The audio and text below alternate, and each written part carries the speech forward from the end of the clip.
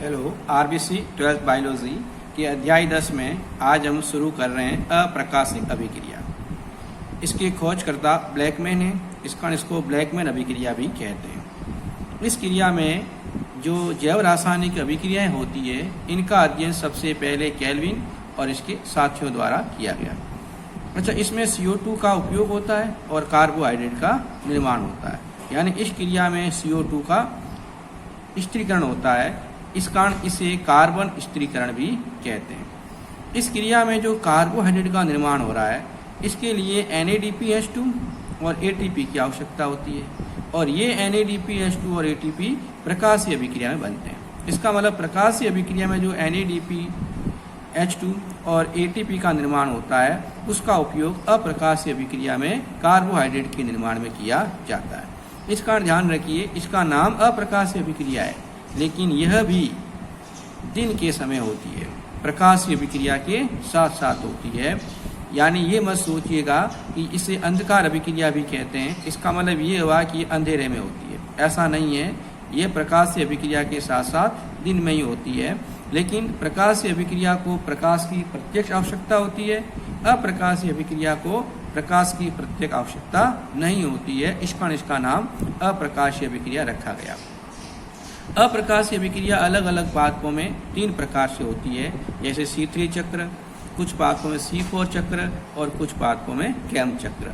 C3 चक्र को kelvin व बेंसन चक्र भी कहते हैं, C4 चक्र को हैच तथा स्लैश चक्र भी कहते हैं, और कैम चक्र का पूरा नाम है क्रेशुलिएशन एसिड मेटाबॉलिज्म, क्रेशुलिएशन अम्ल उपापचय चक्र।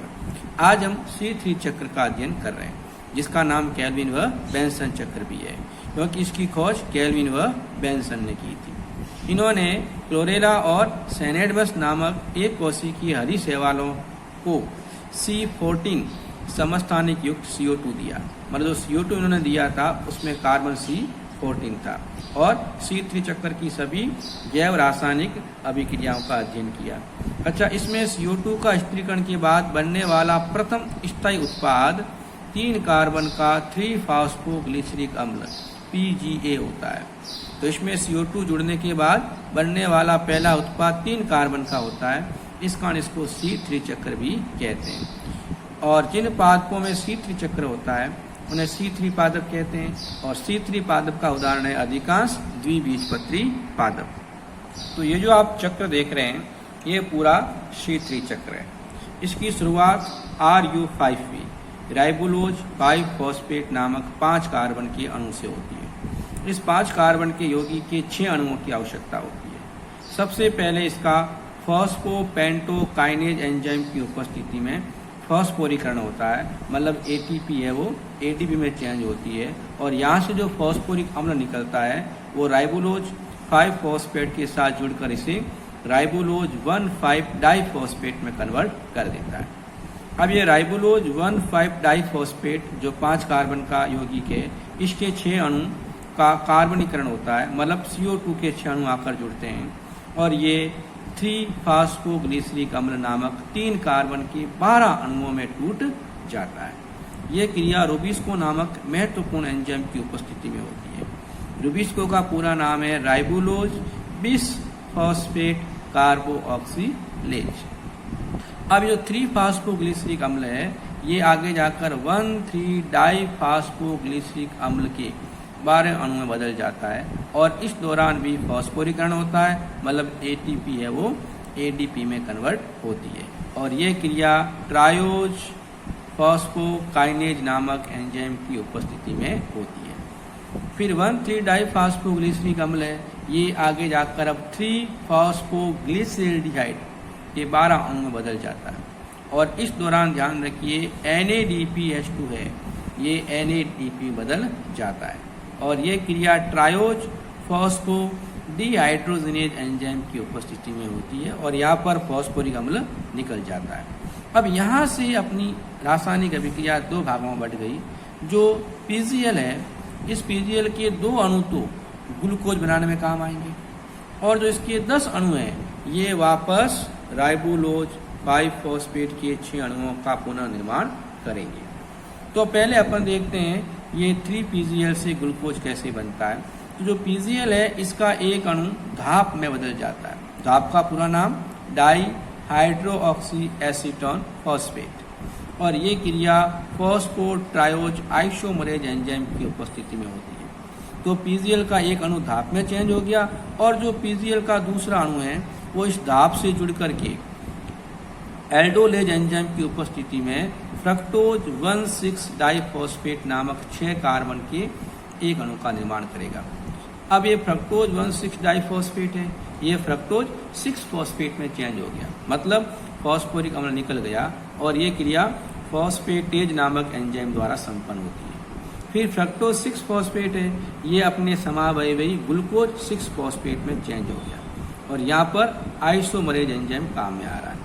और ग्लूकोज 6 फॉस्फेट है, ये अंत में ग्लूकोज बदल जाता है, और यहाँ भी फॉस्फोरिक निकल रहा है और एंजाइम फॉस्फेटेज काम आ रहा है। तो इस प्रकार ग्लूकोज का निर्माण हो गया। अब जो PGL के 10 अणु हैं, इन 10 अणु को हम वापस 4, 2, 2 और 2 अणु में बांट दिया। 4 अणु है, ये तो आइसोमरेज एंजाइम की उपस्थिति में धाप डाईहाइड्रोक्सी एसीटोन फॉस्फेट के 4 अणु बनाते हैं। फिर इस धाप के 4 अणुओं को हमने वापस 2-2 अणुओं में बांट दिया। ये धाप के 2 अणु और ये जो PGL के 2 अणु हैं, ये एल्डोलेज एंजाइम की उपस्थिति में फ्रक्टोज 1,6 डाइफॉस्फेट के 2 अणु का निर्माण करेंगे। अब फ्रक्टोज 1,6 डाइफॉस्फेट है, इससे फॉस्फोरिक अम्ल निकल जाएगा, और फॉस्फेटेज एंजाइम की उपस्थिति में ये फ्रक्टोज 6 फॉस्फेट के 2 अणु बना देगा। अब फ्रक्टोज 6 फॉस्फेट के 2 अणु और ये जो PGL के 2 अणु हैं, ये ट्रांस कीटोनेज एंजाइम की उपस्थिति में 2 अणु जाइलुलोज 5 फॉस्फेट के जो 5 कार्बन का यौगिक है, और 2 अणु इरिथ्रोज 4 फॉस्फेट जो 4 कार्बन का यौगिक है, इसमें बदल जाएंगे। यानी 2 अणु बने जाइलुलोज 5 फॉस्फेट के और 2 अणु बने इरिथ्रोज 4 फॉस्फेट के। अब जो जाइलुलोज फॉस्फेट है, ये तो राइबोलोज का समावयवी है। तो जाइलुलोज 5 फॉस्फेट है, ये आइसोमरेज एंजाइम की उपस्थिति में राइबोलोज 5 फॉस्फेट के 2 अणु बना देगा। अब जो ये पीछे अपना इरिथ्रोज 4 फॉस्फेट बना है, और ये जो ऊपर धाप के 2 अणु बचे थे, ये दोनों मिलकर ट्रांस कीटोलेज एंजाइम की उपस्थिति में स्यूडो हेप्टुलेज 1,7 डाइफॉस्फेट नामक 7 कार्बन के यौगिक के 2 अणु बनाएंगे। फिर ये स्यूडो हेप्टुलेज 1,7 डाइफॉस्फेट है, ये अपने में से फॉस्फोरिक अम्ल को निकालकर स्यूडो हेप्टुलेज 7 फॉस्फेट में बदल जाएंगे। और स्यूडो हेप्टुलेज 7 फॉस्फेट जो 2 अणु हैं, और अब जो अपने ये PGL के जो लास्ट में 2 अणु बचे थे, ये आपस में मिलकर ट्रांस कीटोलेज एंजाइम की उपस्थिति में जाइलुलोज 5 फॉस्फेट नामक 5 कार्बन के 2 अणु और राइबोज 5 फॉस्फेट नामक 5 कार्बन के 2 अणु का निर्माण करते हैं। अब ये जाइलुलोज और ये राइबोज, ये दोनों राइबोलोज के समावयवी है, अतः ये भी राइबोलोज 5 फॉस्फेट में और ये भी राइबोलोज 5 फॉस्फेट में बदल जाता है। तो इस प्रकार राइबोलोज 5 फॉस्फेट के 2 अणु इससे, 2 अणु इससे और 2 अणु इससे बनने के कारण कुल 6 अणुओं की पुनः प्राप्ति हो जाती है।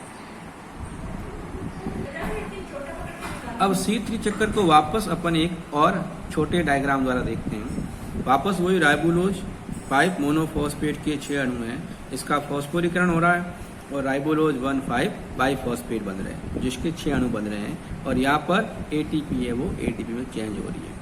फिर राइबोलोज 1,5 बाइफॉस्फेट है, इसका कार्बोक्सिलीकरण हो रहा है और इससे वापस फॉस्फोग्लिसरिक अम्ल के 12 अणु बन रहे हैं, और यहाँ देखिए CO2 के 6 अणु आकर जुड़ रहे हैं। फिर फॉस्फोग्लिसरिक अम्ल का वापस फॉस्फोरीकरण हो रहा है और 1,3 डाइफॉस्फोग्लिसरिक अम्ल के 12 अणु बन रहे हैं। यहाँ भी ATP है वो ADP में चेंज हो रहा है। फिर राइबोलोज 1,3 डाइफॉस्फोग्लिसरिक अम्ल है, इसका अपचयन हो रहा है और 3 फास्फोग्लिसरेल्डिहाइड के 12 अणु बन रहे हैं। यहाँ भी देखिए आप NADPH2 से NADP का निर्माण हो रहा है। अब यहाँ से अभिक्रिया 2 भागों में बटी। जो 3 फास्फोग्लिसरेल्डिहाइड के 2 अणु हैं, ये ग्लूकोज बनाएंगे और ग्लूकोज फिर आगे जाकर सुक्रोज में, और सुक्रोज से फिर स्टार्च बन जाती है। और जो इसके बाकी 10 अणु बचे हैं, उनमें से जाइलुलोज 5 फॉस्फेट के 4 अणु और राइबोज 5 फॉस्फेट के 2 अणु बनते हैं। और ये 4 और 2 6 अणु हैं, ये वापस राइबोलोज इस फॉस्फेट की पुनः उत्पत्ति में काम आ जाते हैं। तो इस प्रकार ये C3 चक्र का एक छोटा डायग्राम अपन और देख सकते हैं। धन्यवाद।